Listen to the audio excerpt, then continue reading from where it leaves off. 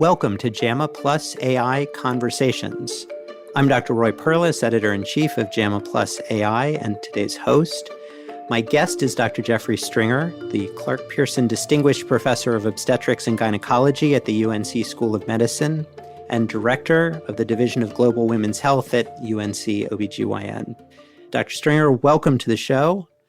I want to start by talking a little bit about your August 1st JAMA paper, where you looked at the use of AI to estimate gestational age in pregnancy. What's the significance of gestational age estimation in pregnancy care? Why is this important to do? Well, thanks so much for inviting me on this podcast. I'm an obstetrician and I'm a global health person. I've worked a lot of my career, most of my career actually, in the global health space. I lived overseas in the African nation of Zambia for more than a decade as a young person. And during my time living in Zambia, where I did research and also provided some clinical care, it became painfully obvious to me that the lack of ultrasound in the provision of antenatal care in settings like Zambia was really hindering the ability of us to provide the best care that we could. So this has been a long-term project of ours. We've been seeking funding and the resources to get it done. And we're lucky that the Bill and Melinda Gates Foundation made an investment into our idea some years ago, and we've sort of been going ever since. So obstetricians use gestational age to anchor almost every aspect of antenatal care. We use it to know when to give certain vaccines, when to screen for diabetes, when or whether to make certain kinds of interventions for preterm babies, how to manage maternal preeclampsia, whether to deliver a patient who goes post-dates. So it's a very important aspect of antenatal care that we anchor many of the decisions that we make upon. And it's simply not available in settings like Zambia for a lot of patients because without ultrasound, you are limited to only using the patient's last menstrual period as the anchor for gestational age. And while that can be accurate, if the patient can remember it accurately and she has normal menses, but in a lot of patients, and you often don't know who those patients are, it's not accurate. And so you're really then left with poor information that can affect the ability to provide good care. So absent this kind of measure, what would the standard of care be now? How does it happen now in those clinics? First thing to understand is that patients present later. It's very common to present later in gestation in developing countries for a variety of reasons. But in most of the African countries where I've worked before, the median age at presentation is 22 weeks gestation. So you're halfway through pregnancy before the first visit. And at that point, the patient may or may not be able to remember her last menstrual period. The midwife or whoever is taking care of the patient will ask that, and they'll take a traditional pregnancy wheel and figure out the gestational age and the due date and so forth. And if the patient's not certain or if the physical exam doesn't line up, sometimes there'll be an adjustment to that parameter being made. So you can also measure the so-called symphysis fundal height, which is the distance in centimeters between the pubic symphysis and the top of the uterine fundus. And that remarkably correlates just 1-to-1 with the gestational age throughout a lot of gestation. So patient comes in at 22 weeks, she might have a 22 centimeter fundal height. So essentially, the provider is taking the last menstrual period, the physical exam, and making a best guess based on that available information in the absence of an ultrasound. So from the department of AI is magic, one might, if you didn't delve into the paper, believe that you just sort of wave the probe at the patient and the number magically appears. But there was actually a lot of thought that went into how you integrated it into your intervention. Can you walk us through who was trained? How did you train them? What did they actually do? What does the device look like? In the real world, what does this look like? Well, you're not far off. Sometimes when I give talks about this, I show a picture of Dr. McCoy from Star Trek holding that. I don't know if you guys remember this. I may be dating myself here, but there was that device where Dr. McCoy from Star Trek would wave a sort of a wand over the patient and it would give a diagnosis, right? So you used a tricorder in the study, is what you're saying. Exactly. So, look, it's not that sophisticated, but it's in the same ballpark. So what we realized when we started working on this is that the traditional way of providing ultrasound services in, say, the way we would do it in the United States is not possible in many developing countries. My wife, Elizabeth, is a maternal fetal medicine doctor, so she spends all day with ultrasounds and interpreting ultrasounds and so forth. And what she has at her disposal is an expensive ultrasound machine, costs upward of $100,000. She has trained sonographers, which is an entire cadre of providers who have very sophisticated knowledge of fetal anatomy and maternal anatomy, and who can take the ultrasound probe and navigate it to exactly the right view that Elizabeth needs. They then freeze that and measure it and then send a series of videos and pictures and so forth to her, who makes an interpretation. And none of those three things are really widely available in a place like Zambia. So we had to come up with a way to jump over each of them. And we're living in a time where that's possible. The expensive machines can be replaced by low-cost battery-powered devices. Over the last decade or so, there has just been an absolute profusion of new small pocket-sized ultrasound devices that run off batteries. They sync to your tablet or your iPhone or whatever, and they may not have quite the sophistication of a $100,000 high-specification machine, but they do a pretty good job. And then we've replaced, and I put that in quotation marks because obviously you can't entirely replace the specialized expertise of a sonographer, but we've replaced that need by implementing a protocol of blindly obtained sweeps of the abdomen. So essentially, instead of having to have someone who has a really sophisticated knowledge of fetal anatomy, we defined a protocol of sweeps that are just sort of in the up and down and crossways directions. I've heard it described by a layperson as mowing the lawn. Okay, so essentially you put the probe down, you do some up and down sweeps, you cover the entire maternal abdomen, you do them crossways. And then the videos that are collected in that way then are fed into these AI models, which is what we're using to jump over the need for the expert interpreter that takes the videos and makes the diagnoses. Who were the people who you trained to actually employ this, and how much training did they need? So for the paper that we published, we specifically wanted to go and use clinicians who did not have any ultrasound training at all. So it was a little bit different in the two sites. So the manuscript itself, or the trial that we did, enrolled half the patients in Zambia and half of them here in Chapel Hill.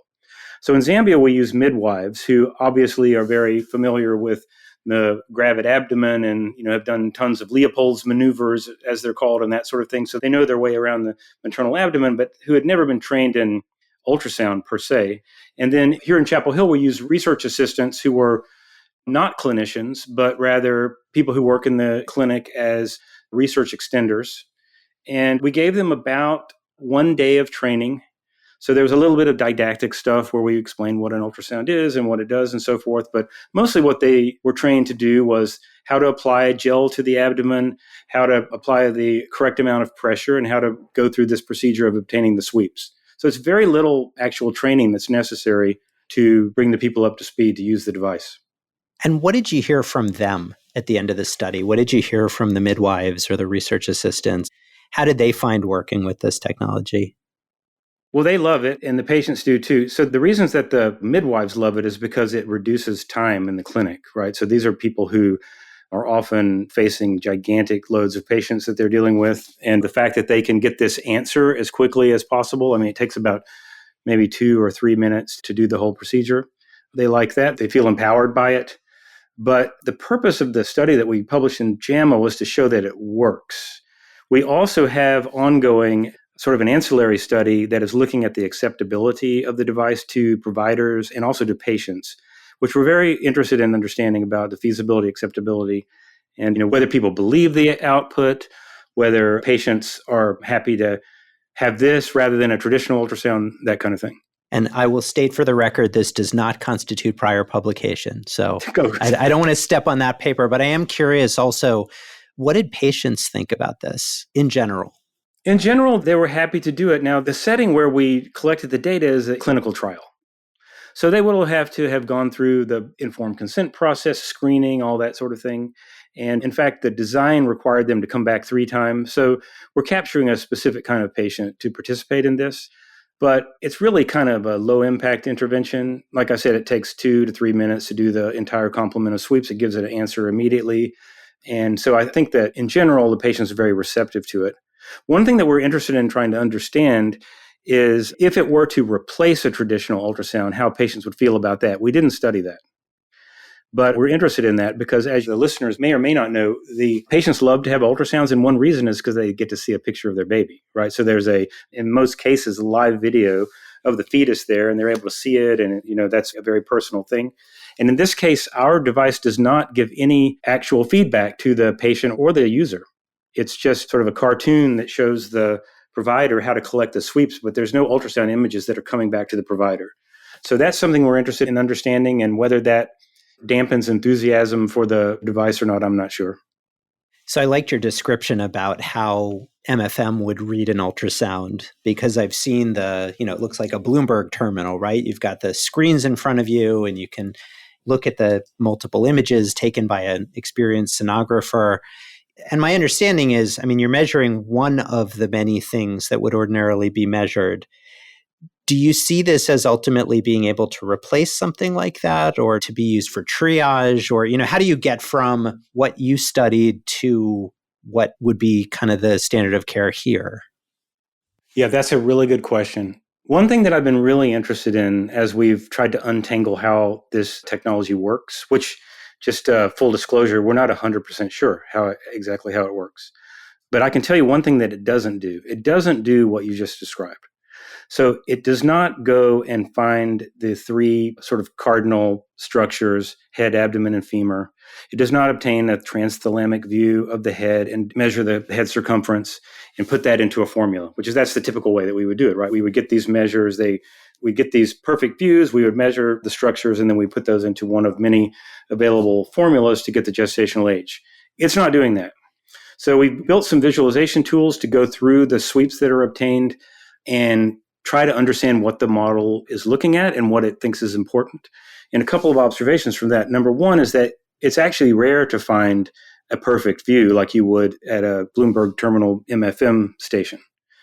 But secondly, it doesn't need that. So we have these kind of sophisticated heat map visualizations that show image by image what the model thinks is important and so forth.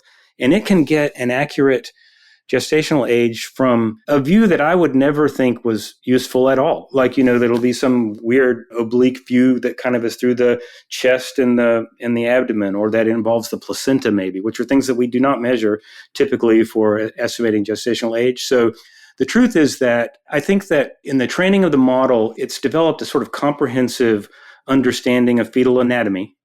It's trained on over 21 million images. In fact, from every conceivable gestational age and every conceivable angle. And it can summarize across these video sweeps and come up with a gestational age measurement that in the primary window that we looked at, which was between 14 and 28 weeks, is equal to that of a sonographer. But after that, it's more accurate. And the reason it's more accurate, we think, is that it's able to take into consideration more aspects of the fetal anatomy. I will say, and this sounds very unacademic, but I was shocked at how accurate it was. As someone who builds other kinds of models and can never get anywhere close to that kind of performance, were you surprised at how well it did?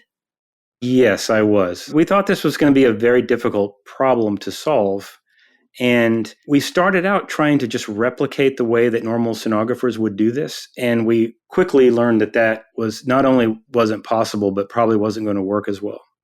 So we thought our first idea was, let's just build a segmentation model that can find these views and then measure them and then feed those measurements into an established formula.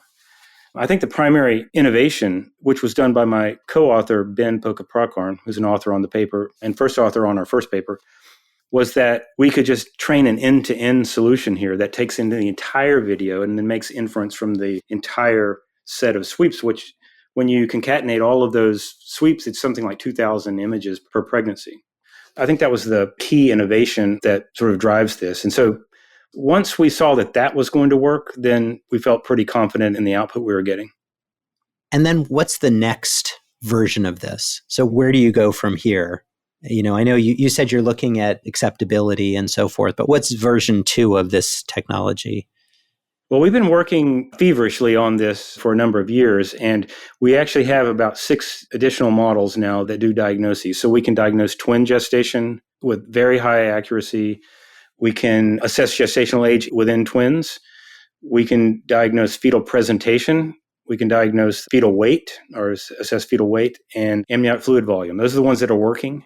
Our real focus is on developing stuff for low and middle income countries where ultrasound is not available. So we're focusing on the kind of diagnoses that would be most useful in a place like Zambia.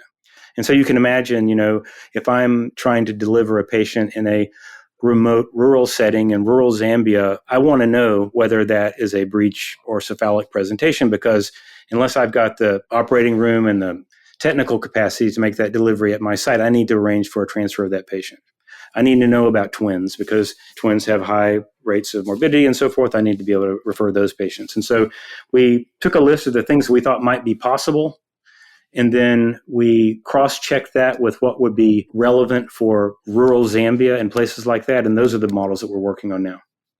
I want to switch gears and just quickly get a little bit wonky here, which is there's increasing discussion about how do we study these technologies, right? What do they look like in real clinical trials? And yours, I think, is one of the first of this next generation of, all right, the model's really cool, but how does it do in the real world? I'm curious what you learned in setting up this trial, and if you think there's anything that other people trying to study these kinds of technologies can learn from your experience. I think it was really important to make I'm not a company, I don't have a product, but we made a sort of a proto product here, meaning that we took the model that we developed, we miniaturized it, we made it so it will run on a tablet computer, we incorporated it into the software of a commercially available ultrasound device. The model was locked. And then we set up a prospective way, just like you would in a randomized trial, to test whether it works in the real world. We blinded the output. We did everything we could think of to make it as methodologically valid as possible. We randomized the gestational age when the patients would come back for the assessment. I think it's really important to have kind of unbiased, high quality, randomized if possible, evaluations of these kinds of technologies as they would be implemented.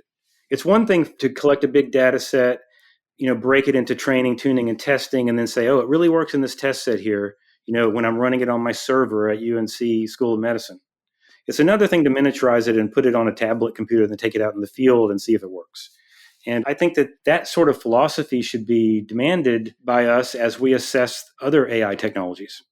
So, Jeff, people talk a lot about the translational valley of death, right? And I think there's a sense that you do need a company to get these models out into the real world, to do you walked us through how you moved from the train test validation approach to something deployed in the real world.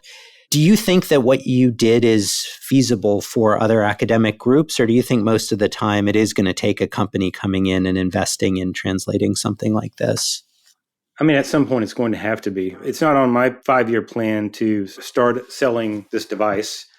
Our goal is to get these models into the hands of commercial manufacturers who can then offer a helpful product in places like Zambia. And the Gates Foundation, who's funded our research, is currently doing that. So they've made investments in some commercial ultrasound manufacturers to try to jumpstart this kind of work.